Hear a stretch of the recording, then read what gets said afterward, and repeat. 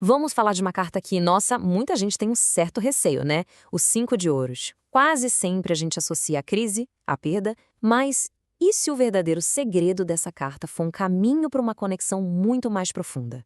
Nessa nossa análise, a gente vai mergulhar na jornada psicológica por trás dessa crise para achar o propósito escondido dela. A dor vira identidade. Olha que frase forte, ela resume perfeitamente a sombra do 5 de ouros.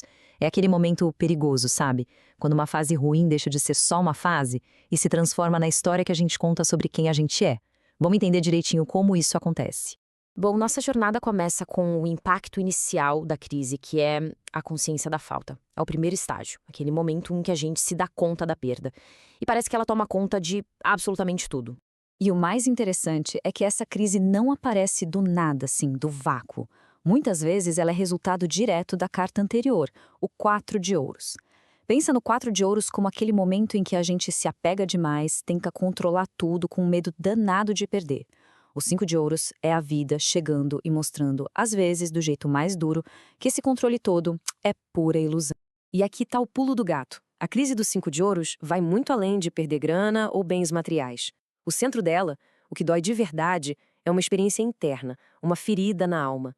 É o sentimento de desamparo, de se sentir deixado de lado e aquela sensação horrível de que o nosso valor diminuiu junto com o que a gente perdeu. É como se o chão sumisse, sabe? No dia a dia, essa crise aparece em forma de emoções bem específicas. Vem aquele medo de não dar conta, a vergonha que trava a gente na hora de pedir ajuda, uma sensação profunda de abandono e, claro, a tortura de ficar o tempo todo se comparando com os outros, que parecem ter justamente aquilo que a gente acabou de perder. No meio disso tudo, tem um conflito central acontecendo. De um lado, tem a ilusão de que a gente pode ser uma fortaleza, sabe? Totalmente autossuficiente. Do outro, vem a realidade nua e crua da nossa vulnerabilidade. A crise dos 5 de ouros explode bem nesse choque entre a nossa fantasia e a verdade.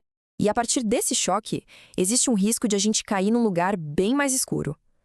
Vamos ver agora o que acontece quando essa crise não é bem digerida e acaba se aprofundando na nossa mente. É aqui que mora o perigo de verdade. Quando a gente não processa essa dor, uma fase de falta vira uma mentalidade de escassez. A pessoa começa a ver o mundo com os óculos de lente cinza, onde nunca tem o suficiente para todo mundo, e aquela crença de que não merece ou de que está destinada a perder, acaba virando uma profecia que se cumpre sozinha. Os sinais de que alguém caiu nessa sombra são bem claros. A autoestima vai lá pro pé, o isolamento vira um refúgio, muitas vezes cheio de ressentimento. A pessoa entra numa narrativa de vítima e, o mais perigoso de tudo, ela desenvolve uma incapacidade de pedir ou aceitar ajuda. É como estar morrendo de sede no deserto e não conseguir ver o oásis que está bem ali na frente. Mas agora vem a grande virada da nossa história. E se essa dor toda tiver um propósito? Vamos explorar a função psicológica escondida nessa crise, o sentido mais profundo dela. A carta joga na nossa cara uma pergunta fundamental. Para que essa dor toda? Qual é o sentido de passar por uma experiência tão devastadora de desamparo? A resposta é poderosa. O propósito é quebrar, de uma vez por todas, essa casca dura da autossuficiência defensiva. É como se fosse uma intervenção necessária para que a nossa consciência não fique ali, endurecida, incapaz de crescer, de se conectar de verdade e de aceitar os próprios limites. Então tá, como é que a gente navega por essa crise de um jeito que construa algo bom? A resposta tá em integrar a vulnerabilidade que ela traz à tona. Vamos ver como isso funciona. A mudança mais importante acontece aqui dentro. É a gente entender de um jeito libertador que a nossa situação de agora não define quem a gente é.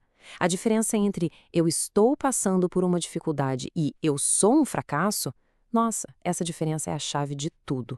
Esse caminho da integração tem mais ou menos 3 passos. Primeiro, reconhecer a própria vulnerabilidade, sem sentir vergonha por isso. Segundo, aceitar que a gente tem limites e que isso faz parte de ser humano. E o terceiro, que muitas vezes é o mais difícil, é se permitir receber ajuda, se abrir para o apoio que está disponível.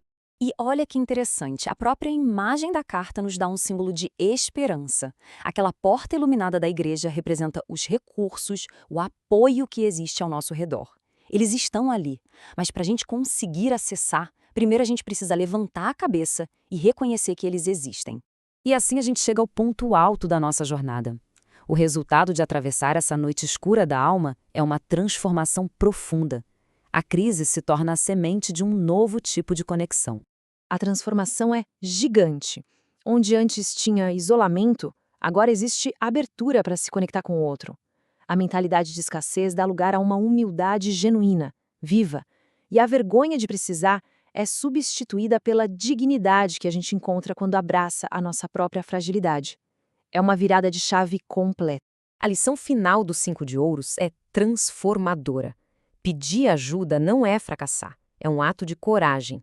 É o ponto de partida para a gente reconstruir nosso sentimento de pertencimento a partir da honestidade sobre o que a gente precisa e sobre a nossa vulnerabilidade.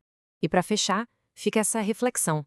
E se os momentos em que a gente se sente mais na lona, com mais falta, forem na verdade portais para as conexões humanas mais verdadeiras e autênticas?